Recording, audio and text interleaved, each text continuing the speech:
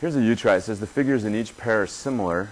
We're going to compare the first figure to the second, and we're going to give the ratio of the perimeters and the ratio of the areas. I think we could probably do this pretty quick. Can you see the ratio of the perimeters real fast?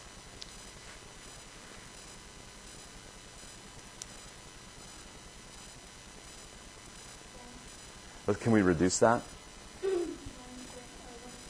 1/2, 1 to 2 would be the ratio of the perimeter. So if we'd start with 2 to 4 and we reduce that down, we'd have 1/2 or 1 to 2.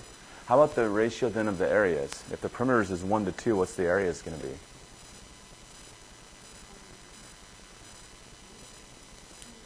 1 to 4. Remember the areas has to be, we have to square what the perimeter one would be or what the sides would be. So the answer is telling us up there that the ratio of the perimeters is 1 to 2. We could also use the fraction 1/2. And the ratio of the areas is 1 to 4. But since it asks for a ratio in the directions, we should probably respond with a ratio instead of a fraction. But I'll interpret it either way. Same kind of question, same exact directions.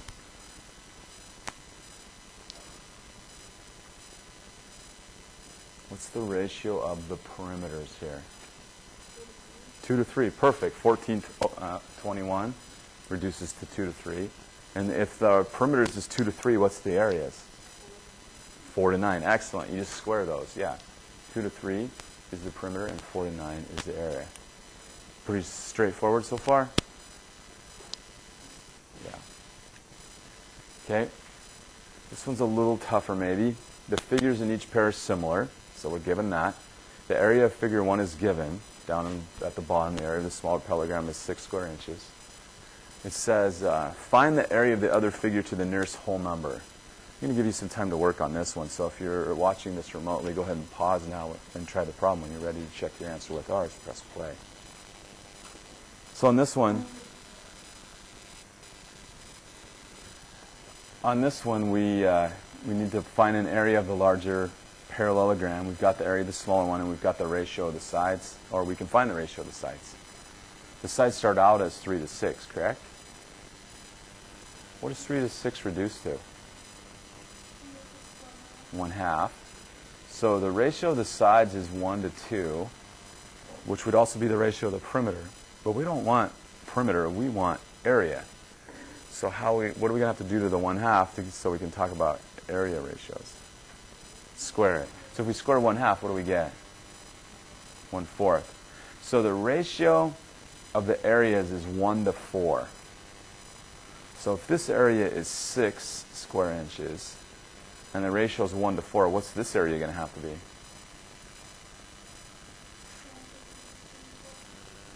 Yeah, one way to get there is just take, well, if I have one of these equals 4 of these, I just take 6 times 4. And I get 24 square inches, right? The other thing I could do is I could set up the proportion. If I don't see that, sometimes it doesn't come out as simple as 1 to 4. I could set up the proportion and say, well, that's the same as 6 to what? If I cross multiply here, I get x equals 6 times 4 is 24. So 1 to 4 is the same as 6 to 24.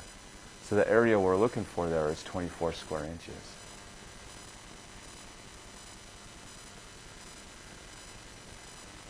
Questions on that?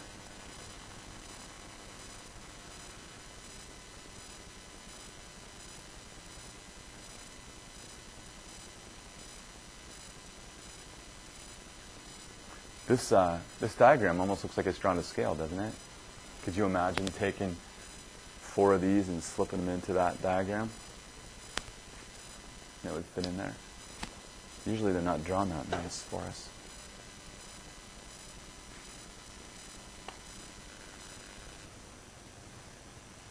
Try this one. I think it's a very similar problem, except this time they're giving you the area of the larger triangle and they're asking you to find the area of the smaller triangle. If you're working remotely, go ahead and press pause here. When you're ready to check your answer with ours, press play. All right, let's go ahead and check our answer here. Let's just pull theirs up and then we'll show them how to get there. I got 59 approximately square feet. They got 59 square feet. So let's set this up. When we first read through this, we see the ratio of the sides is 16 to 12. which if we take a 4 out of both numbers is 4 to 3. So that would also be the ratio of the perimeters would be 4 to 3. But that's not going to help us for area. We need to do the squaring to get down to the area, correct? So if we square 4, we get 16. If we square 3, we get 9. So the ratio of the areas goes 16 to 9. This is large to small. So I make sure when I set up this other side, I go large to small also. It says the larger one is 105, so I'll put a 105 there. The smaller one's the one I don't know, so I'll put an X there. If I cross multiply to solve for this, I get 16x equals 9 times 105. If I divide both sides by 16, what I'm going to be putting in my calculator is 9 times 105, all divided by 16. That comes out to 59 and change, which if you round it off is 59 square feet.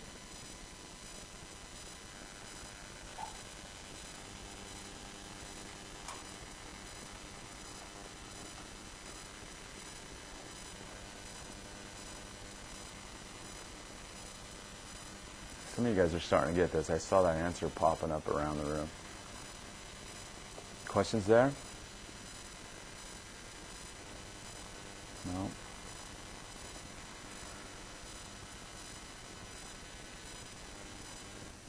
That's all there is for us to learn today.